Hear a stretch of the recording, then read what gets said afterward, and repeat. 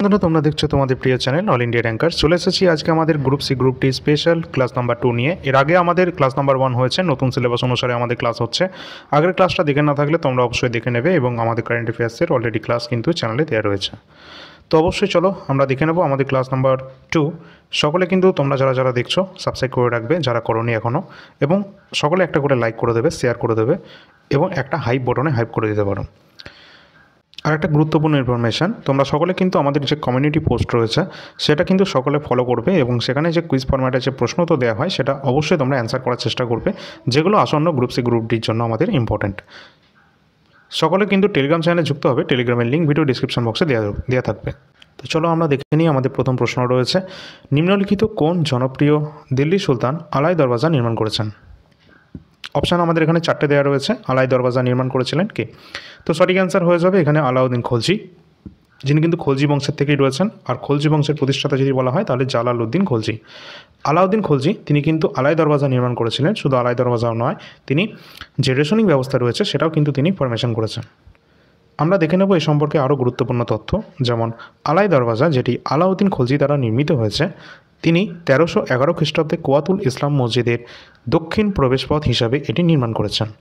এটি ভারতের প্রাচীনতম মসজিদ এবং কুতুব মিনার কমপ্লেক্সের মধ্যে অবস্থান করছে। পরের প্রশ্ন আছে,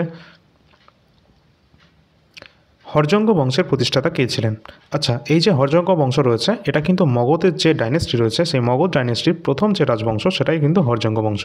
আর এই হরজঙ্গ বংশ প্রতিষ্ঠা করেছিলেন বিম্বিসার, যিনি কিন্তু শ্রেণিক উপাধি ধারণ করেছিলেন এবং একেই হত্যা করেছিল তার পুত্র অজাতশত্রু। এই অজাতশত্রু পরবর্তীকালে রাজা হয়, এবং অজাতশত্রু তিনি কিন্তু কুনিক নামে কিন্তু পরিচিত। পরীক্ষায় কিন্তু এগুলো ইম্পর্ট্যান্ট। এর সাথে আমরা আরও দেখে নেব যে হরজঙ্গ বংশের প্রতিষ্ঠাতা ছিলেন বিম্বিসার। হরজঙ্গ বংশের প্রতিষ্ঠাতা বিম্বিসার শ্রেণিক নামে পরিচিত ছিলেন, এবং হরজঙ্গ রাজবংশ 544 খ্রিস্টপূর্বাব্দে এটি প্রতিষ্ঠিত হয়েছিল। হরজঙ্গ রাজবংশের রাজধানী কোনটা ছিল? গ্রীবব্রজ বা রাজগৃহ। পরের প্রশ্ন আছে, পাবনা কৃষক বিদ্রোহ নিম্নলিখিত কোন রাজ্যে সংগঠিত হয়েছিল? তো পাবনা কৃষক বিদ্রোহ যেটি সংগঠিত হয়েছিল, অপশান অনুসারে রাইট অ্যান্সার পশ্চিমবঙ্গে। Option number B right answer.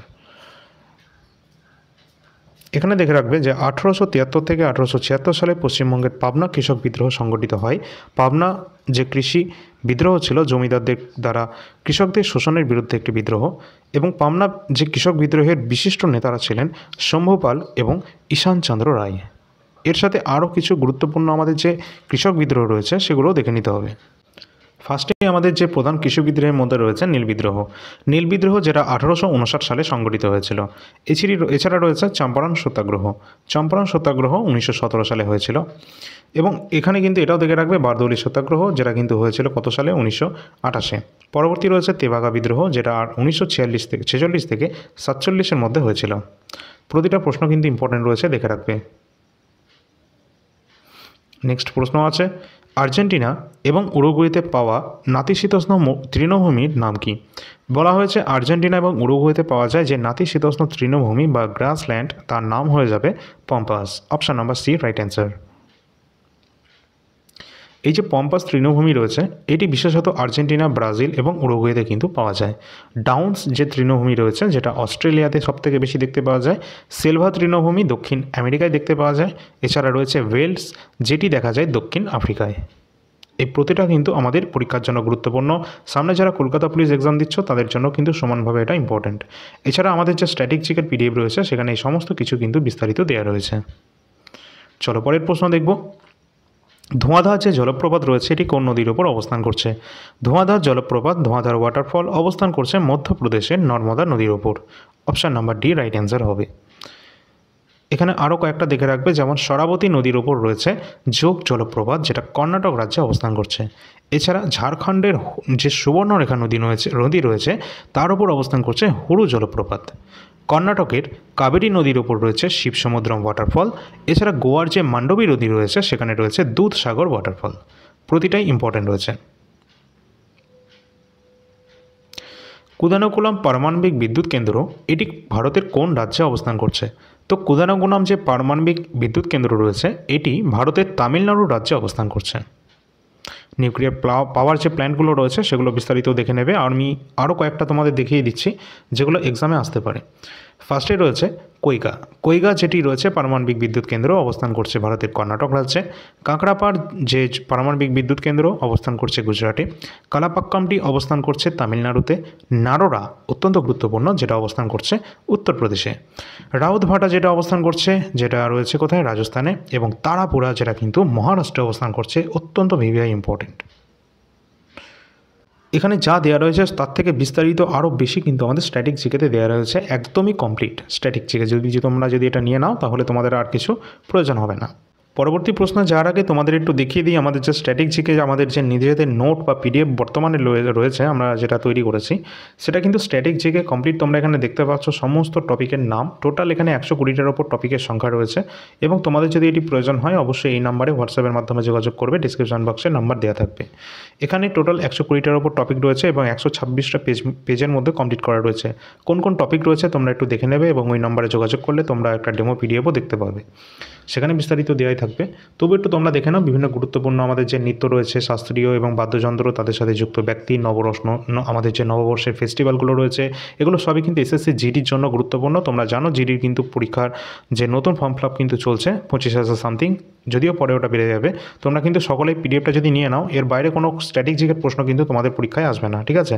এছাড়া সংবিধান থেকে গুরুত্বপূর্ণ পার্ট, আর্টিকেল, উৎস, সংবিধানের সংশোধনী পদ্ধতি, এই সমস্ত কিছু দেওয়া রয়েছে, যেগুলো আমাদের এক্সামে অত্যন্ত গুরুত্বপূর্ণ। এছাড়া রয়েছে আমাদের গ্রুপ সি গ্রুপ ডির জন্য অন্যান্য, যেমন খেলা, স্পোর্টসের ওপর বেশি ফোকাস করা হয়েছে। যেমন খেলা, কোন খেলায় কত সদস্য সংখ্যা রয়েছে, কোন স্টেডিয়ামটা কোথায় অবস্থান করছে, কোন খেলোয়াড় কোন খেলার সাথে সম্পর্কিত রয়েছে, কোন খেলায় কোন টার্ম ব্যবহার করা হয়ে থাকে, সব কিছু বিস্তারিত এখানে দেওয়া রয়েছে। তোমরা সেটা একটু দেখে নিতে পারো, এখানে সমস্ত কিছু দেখানো হচ্ছে। এই পিডিএফের প্রাইসটা কত রয়েছে?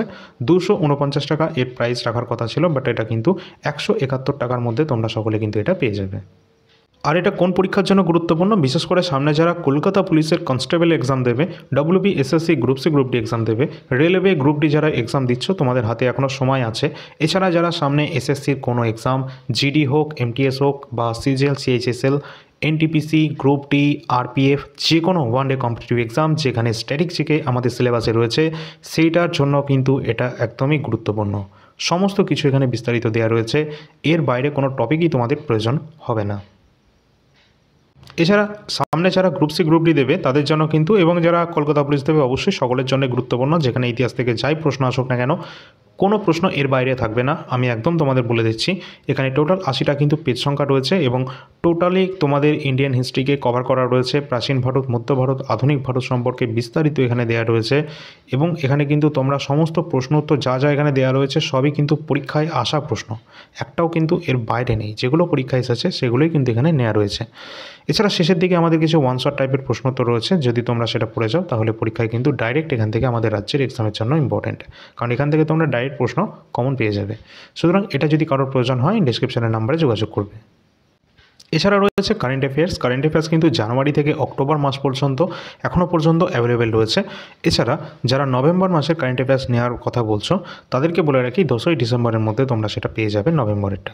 এখানে কিন্তু যে কোনো মাসের কারেন্ট তোমরা নিতে পারো, কোনো সমস্যা নেই। সম্পূর্ণটা তোমরা বাংলা ভাষায় প্রিন্টেবল ফরম্যাট A4 সাইজে পেয়ে যাবে এবং পুরোটাই কিন্তু কালারফুল দেওয়া রয়েছে। আর সমস্ত প্রশ্ন কিন্তু তোমাদের প্রতি মাসে কতগুলো রয়েছে, 450-র কাছাকাছি কোয়েশ্চেন রয়েছে। কেন এত প্রশ্ন? কারণ এটা প্রিলিম এবং মেন্স দুটোকেই কিন্তু কভার আপ করা রয়েছে। যারা এসএসসি সিজিএলের মতো এক্সামে টিয়ার 1 টিয়ার 2 দেবে, বা রেলওয়ে এনটিপিসির মতো এক্সামে যেখানে তোমাদের সিবিটি 1 সিবিটি 2 দেবে, সমস্ত এক্সামের জন্য সমানভাবে এটা গুরুত্বপূর্ণ। রাজ্যে যে কোনো এক্সাম দাও বা কেন্দ্রে 100% এখান থেকে প্রশ্ন আসবে। আর যদি এর বাইরে কোনো প্রশ্ন আসে সেটা তুমি পারবে না, মানে কেউই পারবে না। আর এখানে কত প্রাইস রয়েছে? এখানে যে কোনো মাসের জন্য 20 টাকা তোমাদের কিন্তু পেমেন্ট করতে হবে। এছাড়া 2024-এর যাদের প্রয়োজন রয়েছে, 2024-এর জানুয়ারি থেকে ডিসেম্বর পর্যন্ত 1200 কোশ্চেন পাবে এবং 50টা পেজের একটা জিস্ট পাবে। টোটালটা 80 টাকার মধ্যে কিন্তু পেয়ে যাবে। সামনে তোমরা জানো এসএসসি জিডি নতুন ভ্যাকেন্সি আসছে এবং তার জন্য তোমাদের প্রিভিয়াস ইয়ার প্রশ্ন অবশ্যই পড়তে হবে। এখানে আমাদের কাছে 2025-এর এবং 2024-এর কিন্তু একইভাবে, এখানে যেমনটা দেখছো এরকম শিফট ওয়াইজ কিন্তু প্রিভিয়াস ইয়ার প্রশ্নপত্র, জিকের প্রশ্ন কিন্তু আমাদের কাছে রয়েছে। এখানে টোটাল কিন্তু 2025 এবং 2024টা তোমরা পেয়ে যাবে শিফট ওয়াইজ, যেটা কিন্তু প্রিন্টেবল A4 সাইজ ফরম্যাটে দেওয়া রয়েছে। এবং এটার প্রাইস কত রয়েছে? 50 করে কিন্তু প্রাইস রয়েছে 2024 এবং 2025-এর জন্য। এছাড়া সামনে যারা তোমরা রেলওয়ে গ্রুপ ডি এক্সাম দিচ্ছ, ঠিক আছে, তো যদি তোমাদের হাতে টাইম থাকে অবশ্যই কারেন্ট অ্যাফেয়ার্স বিশেষ করে নিয়ে যাবে, প্রচুর মাত্রায় কারেন্ট অ্যাফেয়ার্স আসছে। এবং বায়োলজির জন্য এই পিডিএফটা নিয়ে রাখবে, কারণ এখান থেকে বায়োলজির যা প্রশ্ন আসবে এর মধ্যেই চলে আসবে। এটা হচ্ছে রেলওয়ে 10 বছরের প্রশ্নপত্র। এছাড়া 2024-25-এর যে সমস্ত প্রশ্নোত্তর রয়েছে, প্রিভিয়াস ইয়ার প্রশ্নপত্র, যেমন এনটিপিসি হয়েছে যেটা আমাদের কাছে অ্যাভেলেবেল রয়েছে, এবং আরপিএফএসআই, এগুলো তোমরা নিতে পারো। এবং কমপ্লিট কারেন্ট অ্যাফেয়ার্স তো তোমরা নিয়েই নেবে, এবং স্ট্র্যাটেজিকে। তাছাড়া কিন্তু এই নম্বরটি যেটা দেখতে পাচ্ছ, এই নাম্বারে তোমরা যোগাযোগ করবে যে কোনো পিডিএফের প্রয়োজন হলে, এবং টেলিগ্রাম চ্যানেলে অবশ্যই যুক্ত থাকবে, সেখানে সমস্ত গুরুত্বপূর্ণ আপডেট সবার আগে তোমরা পেয়ে যাবে। পরবর্তী প্রশ্নে চলে আসি। পরবর্তী আমাদের প্রশ্ন রয়েছে, ভারতের গণপরিষদ কবে গঠিত হয়েছিল? অপশান 4টে রয়েছে, অ্যান্সার করার চেষ্টা করো তোমরা। আর তোমাদের যাদের অ্যাডটা সমস্যা হচ্ছে অবশ্যই তোমরা কিন্তু স্কিপ করে দেবে, ঠিক আছে, যাদের এটা প্রয়োজন নেই। আর যাদের প্রয়োজন আছে সেটা তোমরা দেখতে পারো। আচ্ছা, গণপরিষদ এটি গঠন করা হয়েছিল 1946-এ। 1946-এর 9 ডিসেম্বর এখানে কিন্তু গণপরিষদ গঠন করা হয়েছিল, যেখানে প্রথম সভাপতি হিসাবে একে মনোনয়ন করা হয়েছিল, যার নাম সেটা হচ্ছে সচ্চিদানন্দ সিনহা। ইনি কিন্তু অস্থায়ী হিসাবে প্রথম গণপরিষদের সভাপতি হয়েছেন, এবং পরবর্তী 2 দিন পরই 11ই ডিসেম্বর 1946 সালে স্থায়ী সভাপতি হিসাবে কিন্তু গণপরিষদ তাদের স্থায়ী সভাপতিকে বেছে নেয়, যার নাম কী ছিল?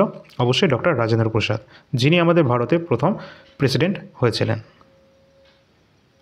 এখানে আমরা দেখে নেব আরও কিছু তথ্য, যেমন 1946-এর 9 ডিসেম্বর গণপরিষদ প্রতিষ্ঠিত হয়, এবং এটি 1946 সালের ক্যাবিনেট মিশন পরিকল্পনার অধীনেই এটা কিন্তু তৈরি করা হয়েছিল।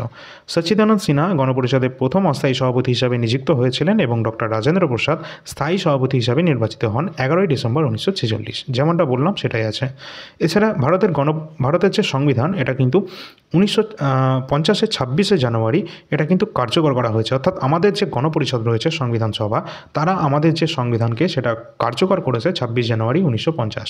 এই 26 জানুয়ারি এই জন্য আমরা প্রজাতন্ত্র দিবস হিসাবে পালন করি। এবং এখানে কিন্তু এটাও দেখে রাখবে যে ভারতের গণপরিষদের দ্বারা সংবিধানকে গ্রহণ করা হয়েছিল 26শে নভেম্বর 1949-এ। এই জন্য 26শে নভেম্বর তারিখটা আমরা কনস্টিটিউশন ডে অর্থাৎ সংবিধান দিবস হিসাবে এটা পালন করে থাকি। পরের প্রশ্ন, আর তোমাদের জন্য একটা প্রশ্ন থাকছে, যেটা হচ্ছে 2025-এর যে 2025-এরটা তোমরা সকলেই জানো, 2026-এরটা বলবে। কোন দেশের দুজন কিন্তু এখানে উপস্থিত থাকতে চলেছে, যেটা তোমাদের কারেন্ট অ্যাফেয়ার্সের ক্লাসে আমরা আগেও বলেছি, তোমরা যারা দেখোনি অবশ্যই দেখে নেবে। ভিভিআই 2026 সালে দুইজন কিন্তু মুখ্য অতিথি হিসাবে থাকতে চলেছেন। কবে? 2026-এর জানুয়ারিতে, 26শে জানুয়ারি প্রজাতন্ত্র দিবসের দিন। ঠিক আছে, তাদের নামটা কি এবং তারা কোন দেশ থেকে বিলং করছে, তোমরা এটা বলবে। পরের প্রশ্ন, ভারতীয় সংবিধানে কোন ধারা মৌলিক কর্তব্য সম্পর্কে আলোচনা করেন?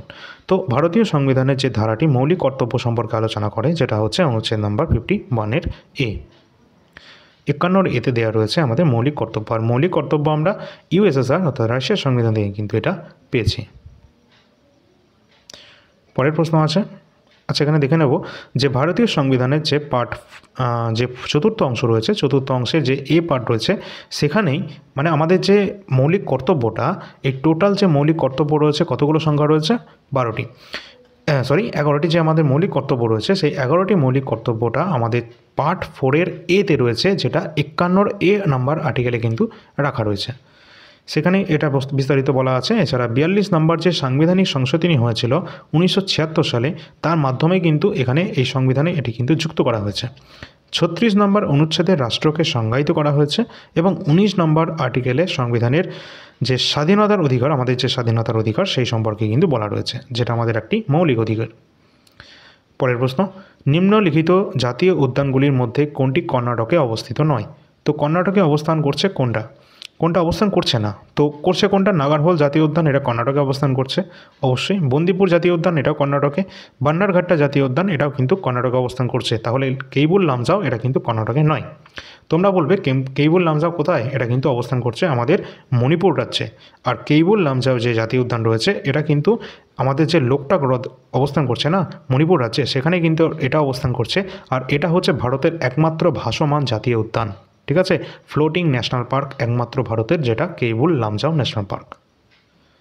আচ্ছা এখানে তোমরা দেখে নেবে যে কেইবুল লামজাও জাতীয় উদ্যান, যেটা ভারতের মণিপুর রাজ্যে অবস্থিত, এবং কেইবুল লামজাও এটি ভারতের একমাত্র ভাসমান জাতীয় উদ্যান, যেটা লোকটাক হ্রদে অবস্থান করছে। পরীক্ষা চলে আসে লোকটাক হ্রদ এটা কোথায় অবস্থান করছে? মণিপুর রাজ্যে। অবশ্যই তোমরা সকলে যারা এখনও পর্যন্ত সাবস্ক্রাইব করনি করে রাখবে, এবং একটা লাইক এবং শেয়ার করে দেবে, কারণ এই ধরনের ক্লাস কিন্তু তোমাদের প্রতিনিয়ত আমরা নিয়ে আসি। পরের প্রশ্ন, 1975 সালের পুরুষ হকি বিশ্বকাপ ভারত কার অধিনায়কত্বে জয়লাভ করেছে? তো এখানে ভারত জয়লাভ করেছিল 1975-এর যে হকি বিশ্বকাপ, সেখানে কে অধিনায়ক ছিল, অর্থাৎ ক্যাপ্টেন কে ছিল ভারতের থেকে? তো সঠিক অ্যান্সার হয়ে যাবে Ajit Pal Singh, option number B, 1975-এর পুরুষ হকি বিশ্বকাপে, যেখানে ভারত কিন্তু এখানে জয়লাভ করেছিল। আর এটা কিন্তু আমাদের স্পোর্টস কারেন্ট অ্যাফেয়ার্সের মধ্যে স্পোর্টস যে আমাদের জিকে রয়েছে সেটার মধ্যে কিন্তু এটা পড়ছে এই প্রশ্নটি, ঠিক আছে? আমাদের কিন্তু একদম প্রপার তোমাদের যে সিলেবাস রয়েছে সেটা মেনটেন করেই ক্লাসটা কিন্তু হচ্ছে। চলো পরের প্রশ্ন কী আছে। আচ্ছা, দেখবে এটা যে 1975 সালের অজিত পাল সিংয়ের নেতৃত্বে ভারত পুরুষদের যে হকি বিশ্বকাপ এটা কিন্তু জিতেছিল। ভারত সর্বশেষ এই বছর হকি বিশ্বকাপ জিতেছে। প্রতি 4 বছর অন্তর কিন্তু হকি ওয়ার্ল্ড কাপ কিন্তু হয়ে থাকে, এবং লাস্ট যে 2023 সালে এখানে কিন্তু পুরুষদের হকি বিশ্বকাপ আয়োজন করেছে কে? আমাদের ইন্ডিয়া। পরের প্রশ্ন আছে, লাবণী হলো ড্যাশ রাজ্যের অত্যন্ত জনপ্রিয় একটি লোকশৈলী। তো অবশ্যই এটা আমাদের রাইট অ্যান্সার কোনটা হবে? লাবণী, তামাশা এগুলো কিন্তু রয়েছে মহারাষ্ট্রে। অপশান নাম্বার ডি আমাদের রাইট অ্যান্সার হবে। আর এই সমস্ত ফক ড্যান্স, ক্লাসিক্যাল ড্যান্স আমাদের স্ট্যাটিক জিকের পিডিএফে দেওয়া রয়েছে। এখানে দেখে নেব আরও কিছু, যেমন লাবণী, যেটা মহারাষ্ট্রের অত্যন্ত বিখ্যাত একটি লোকনৃত্যের মধ্যে পড়ছে। লাবণী নৃত্যের মূল বিষয়বস্তু রয়েছে ধর্ম, সমাজ এবং থিয়েটার। রাজস্থানের লোকনৃত্য রয়েছে যেমন ঘুমর। এছাড়া রয়েছে কেরালার কী রয়েছে? পুক্কালি রয়েছে, অর্জুন নৃত্য রয়েছে, এগুলি লোকনৃত্য। কিন্তু কেরালার যদি আমরা শাস্ত্রীয় নৃত্য বা কেরালার ক্লাসিক্যাল ড্যান্সের কথা বলি, সেক্ষেত্রে দুটো রয়েছে, একটা হচ্ছে মোহিনী আট্টম এবং আরেকটা রয়েছে আমাদের যেটা রয়েছে কথাকলি, ঠিক আছে? এই দুটো রয়েছে কেরালাতে। আর কর্ণাটকেও কিন্তু আমাদের যে ফক ড্যান্স রয়েছে সেটা কি, একটা হচ্ছে দল্লু কুনিথা এবং জাকসাগানটা অনেকবার কিন্তু পরীক্ষায় চলে আসে। পরের প্রশ্ন, সাইলেন্ট ভ্যালি আন্দোলন এটি কিসের সাথে সম্পর্কিত ছিল? সাইলেন্ট ভ্যালি আন্দোলন, যেটা কিন্তু আমাদের এটা পরিবেশের সাথে সম্পর্কিত এই প্রশ্নটি, ঠিক আছে? তো সাইলেন্ট ভ্যালি এটা কিন্তু আমাদের বন সংরক্ষণের সাথে কিন্তু যুক্ত ছিল। অবশ্যই option number B right answer হয়ে যাবে। পরবর্তী আমরা দেখব যে এই বিদ্রোহের কারণ কী ছিল। তো এখানে কিন্তু কেরালার যে কুনথি পূজা নদীর ওপর একটি জলবিদ্যুৎ বাঁধ নির্মাণের প্রস্তাব দেওয়া হয়েছিল, এবং এই বাঁধের কারণে এখানকার চিরহরিৎ বনাঞ্চল ডুবে যেত। এই কারণেই কিন্তু এই বিদ্রোহ করা হয়েছিল। এবং স্থানটা কোথায় ছিল? স্থানটা ভালো করে দেখে রাখবে। এটা কিন্তু দক্ষিণ ভারতের কেরালা রাজ্যের পালাক্কাদ জেলায় সাইলেন্ট ভ্যালি যে অরণ্য রয়েছে সেখানেই কিন্তু এই যে আন্দোলন ছিল, এই আন্দোলনের সূচনা, ঠিক আছে? আর সাইলেন্ট ভ্যালি ন্যাশনাল পার্কও রয়েছে, যেটা অবস্থান করছে কোথায়? এই ভারতের কেরালা রাজ্যে অবস্থান করছে এটা। পরের প্রশ্ন, এমএস ওয়ার্ডে কোনো টেক্সট বা ফাইল সেভ করার শর্টকাট কী রয়েছে? তো সেভ করার ক্ষেত্রে এমএস ওয়ার্ডে কোনো টেক্সট বা ফাইলকে সেভ করা হয় কিসের মাধ্যমে? অবশ্যই Ctrl+S এর মাধ্যমে আমরা সেভ করে থাকি। এটা আমাদের কম্পিউটার থেকে রয়েছে শর্টকাট কি, অবশ্যই দেখে রাখবে। পরের প্রশ্ন, বাষ্পীয় ইঞ্জিন কে আবিষ্কার করেছেন? তো বাষ্পীয় ইঞ্জিন যেটি আবিষ্কার করেছেন James Watt, option number D, তিনি বাষ্পীয় ইঞ্জিন কিন্তু তৈরি করেছেন। এরকম তোমাদের কিন্তু যে ইনভেনশন বা ইনভেন্টর যে সমস্তগুলো রয়েছে না, আবিষ্কারক, এই সমস্ত কিছু আমাদের স্ট্র্যাটেজিকের বইতে দেওয়া রয়েছে। আর তোমাদের কিন্তু সিলেবাসও কিন্তু এটা দেওয়া রয়েছে। চলো, এখানে আমাদের রাইট অ্যান্সার তো দেখেই নিয়েছি। আমাদের প্রথমে আমরা এটা দেখে নেব যে টেলিফোন আবিষ্কার করেছেন কে? Alexander Graham Bell. বাষ্পীয় ইঞ্জিন আবিষ্কার করেন জেমস ওয়াট। পেনিসিলিন আবিষ্কার করেছিলেন আলেকজান্ডার ফ্লেমিং। বিমান আবিষ্কার করেন কে? অলভিল রাইট এবং উইলভার রাইট, অর্থাৎ রাইট ভ্রাতৃদ্বয়, দুই ভাই। টেলিভিশন আবিষ্কার করেছিলেন জন লগি বেয়ার্ড। এছাড়া WWW এর ফুল ফর্ম কী আছে? ওয়ার্ল্ড ওয়াইড ওয়েব, এটি আবিষ্কার করেছিলেন কে? Team Berners-Lee. এছাড়া রয়েছে কি? এছাড়া শেষের দিকে রয়েছে কিন্তু আমাদের রেডিও, এটি কি আবিষ্কার করেছেন? অবশ্যই গুগলিয়াল মার্কনি, তিনি কিন্তু রেডিও আবিষ্কার করেছেন, ঠিক আছে? তো অবশ্যই তোমরা এটা দেখে রাখবে। আর এই প্রশ্নগুলো কিন্তু ম্যাক্সিমাম তোমাদের এনটিপিসি এক্সামে তো চলে এসেছে। এছাড়া তোমাদের আগামী যে গ্রুপ ডি এক্সাম চলছে না, সেখানেও তোমরা কিন্তু এই ধরনের প্রশ্ন দেখতে পাবে।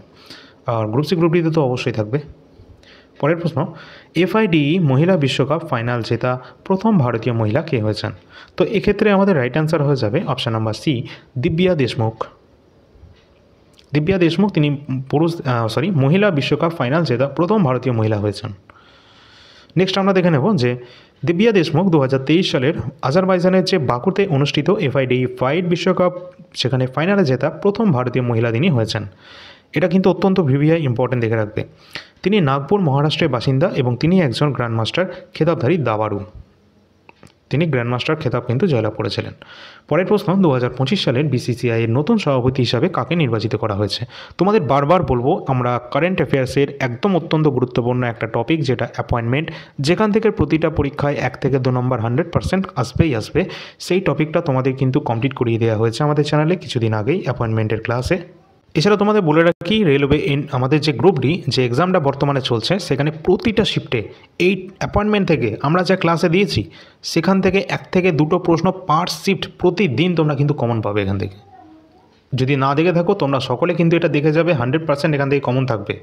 এখানে আমাদের রাইট অ্যান্সার হয়ে যাবে, বিসিসিআই নতুন প্রেসিডেন্ট নির্বাচিত হয়েছেন Mithun Manhas, option number C. তো এখানে কিন্তু বিসিসিআই অবশ্যই কিন্তু দেখে রাখবে, বিসিসিআই যেটা কিন্তু 1988 এটা প্রতিষ্ঠিত হয়েছে, ঠিক আছে। আর এটা হেডকোয়ার্টার মহারাষ্ট্রে মুম্বাইতে অবস্থান করছে, ওয়ানখেড়ে স্টেডিয়ামে। পরের এখানে দেখে রাখবে যেটাও যে রজার বিনি অক্টোবর 2022-এ ভারতীয় ক্রিকেট বোর্ড অর্থাৎ বিসিসিআই 36তম সভাপতি হিসাবে দায়িত্বভার গ্রহণ করেছেন এবং তিনি সৌরভ গাঙ্গুলির স্থলাভিষিক্ত হয়েছেন। রজার বিনি হলেন, সুতরাং এখানে কিন্তু সৌরভ গাঙ্গুলি আগে ছিলেন এবং তার পরবর্তীতে রজার বিনি হয়েছেন এবং পরবর্তীকালে কিন্তু বর্তমানে আমাদের রয়েছেন বিসিসিআই প্রেসিডেন্ট মিঠুন মানহাস।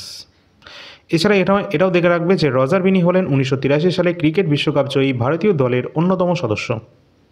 পরবর্তী প্রশ্ন আছে, নতুন সংসদ ভবনে কেন্দ্রীয় বাজেট 2025-26 কে পেশ করেছেন? অবশ্যই এখানে রাইট অ্যান্সার হয়ে যাবে যে 2025-26-এর কেন্দ্রীয় বাজেট পেশ করেছেন আমাদের অর্থমন্ত্রী Nirmala Sitharaman, option number C right answer. এর সাথে সাথে কিন্তু এর পরবর্তী আমরা যে আচ্ছা এই প্রশ্ন কটা তোমরা একটু দেখে রাখো যে নির্মলা সীতারামন টানা টোটাল 8টি তিনি কিন্তু বাজেট এখনও পর্যন্ত পেশ করেছেন। সর্বাধিক বাজেট কিন্তু পেশ করার রেকর্ড রয়েছে কার? মোরারজি দেশাইয়ের নামে। তিনি টোটাল এখনও পর্যন্ত 10টি কিন্তু বাজেট পেশ করেছেন। আর আমাদের এই নির্মলা সীতারামন তিনি কিন্তু প্রথম মহিলা হিসাবে কিন্তু সবথেকে বেশি যিনি টানা 8টি কিন্তু বাজেট পেশ করেছেন।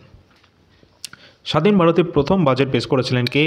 আর কে ষণ্মুখম চেট্টি 1946 সালে 26শে নভেম্বর প্রথম কিন্তু তিনি বাজেট পেশ করেন, স্বাধীন ভারতের প্রথম আর কে ষণ্মুখম চেট্টি। পরীক্ষার জন্য ভিভিআই ইম্পর্টেন্ট, এটা ভালো লাগলে একটা লাইক এবং শেয়ার করে দেবে। পরের প্রশ্ন আছে, সরকারি চাকরিতে সমান সুযোগ এর অধিকার এটি সংবিধানের কত নম্বর আর্টিকেলে দেওয়া রয়েছে?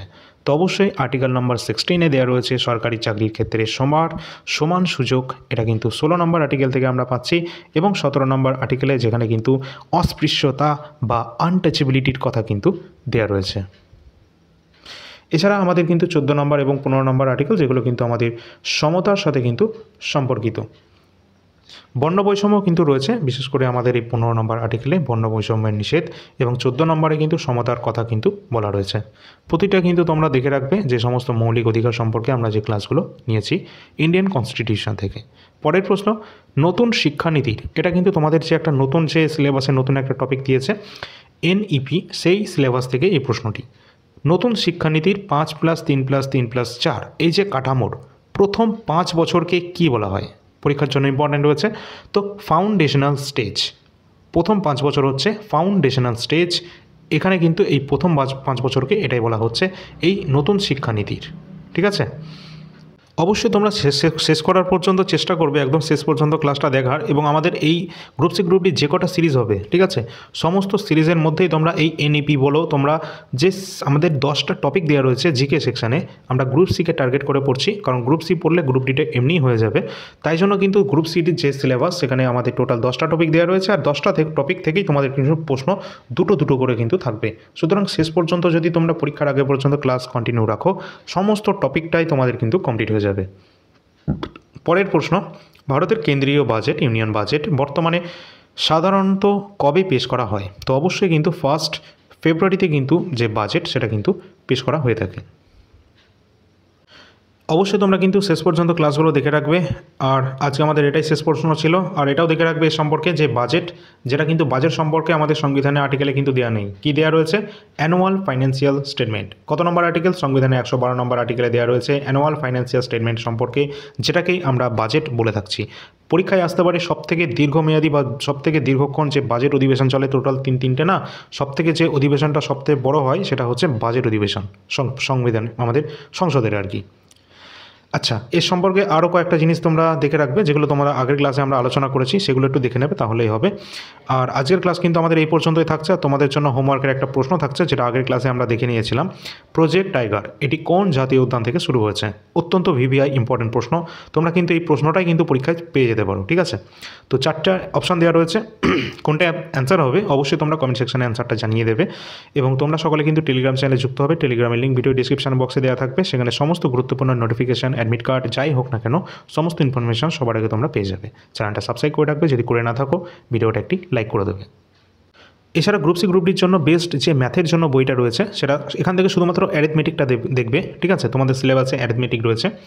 তো এখানে অ্যারিথমেটিকের যে সিলেবাস অনুসারে যে বই রয়েছে, সেটা হচ্ছে আমাদের ছায়া কম্পারেটিভ ম্যাথমেটিক্স সুবীর দাসের যে বই, বাংলা ভাষায় অত্যন্ত জনপ্রিয় এবং খুবই সুন্দর একটি বই, যেখানে 100% পরীক্ষায় কমন থাকবে। এছাড়া রিজনিংয়ের জন্য সেরা বই রয়েছে এখনও পর্যন্ত বাংলা ভাষায়, যেটা রয়েছে আর.এস. অগ্রওয়ালের বাংলায় রিজনিং, যেটা তোমরা আমাদের রাজ্যের এক্সামের জন্য তো হবেই, তার সাথে সাথে এটা রেলওয়ের এক্সামের যে রিজনিং রয়েছে সেটাও কিন্তু কভার হয়ে যাবে। সমস্ত এই যে আমাদের বইগুলি রয়েছে, এই বইগুলি বাই করার লিঙ্ক তোমরা ডিসক্রিপশন বক্সে কিন্তু পেয়ে যাবে। এছাড়া রয়েছে পিএসসি ক্লার্কশিপ এবং মিসলেনিয়াসের জন্য, এবং ডব্লিউপি এসআই বা কেপিএসআইয়ের জন্য যে মিসলেনিয়াস সমস্ত এক্সামের জন্য ডেসক্রিপটিভ বই, সেটা রয়েছে লীলা রয় এবং তপতি পাবলিকেশন। সমস্ত বইয়ের লিঙ্ক ভিডিও ডিসক্রিপশন বক্সে দেওয়া থাকবে। তোমাদের যেটা প্রয়োজন হবে প্রয়োজন মতো তোমরা নিয়ে নিতে পারবে। এছাড়া আমাদের কাছে এই সমস্ত তো দেওয়াই রয়েছে। কারেন্ট অ্যাফেয়ার্স তো ইম্পর্টেন্ট রয়েছে, তার সাথে কমপ্লিট স্ট্যাটিক জিকে রয়েছে এবং কমপ্লিট ইন্ডিয়ান হিস্ট্রি, এগুলো নিয়ে নেওয়ার চেষ্টা করবে। এবং যাদের প্রয়োজন রয়েছে এনটিপিসি প্রিভিয়াসের প্রশ্নপত্র, বায়োলজি বা আরপিএফএসআই, এছাড়া এসএসসি জিডি কনস্টেবল 2024-এর 2025-এর জিকে কোশ্চেন বাংলা ভাষায়, তাহলে কিন্তু তোমরা এই নাম্বারে যোগাযোগ করবে। এই নাম্বারের লিঙ্ক ভিডিও ডিসক্রিপশন বক্সে দেওয়া থাকবে। টেলিগ্রাম চ্যানেলে সকলে যুক্ত হয়ে যাবে, আই থিঙ্ক সকলে যুক্ত হয়েছ, এবং ভালো লাগলে একটা লাইক করে দেবে। চলো দেখা হচ্ছে পরবর্তী ক্লাসে। ধন্যবাদ।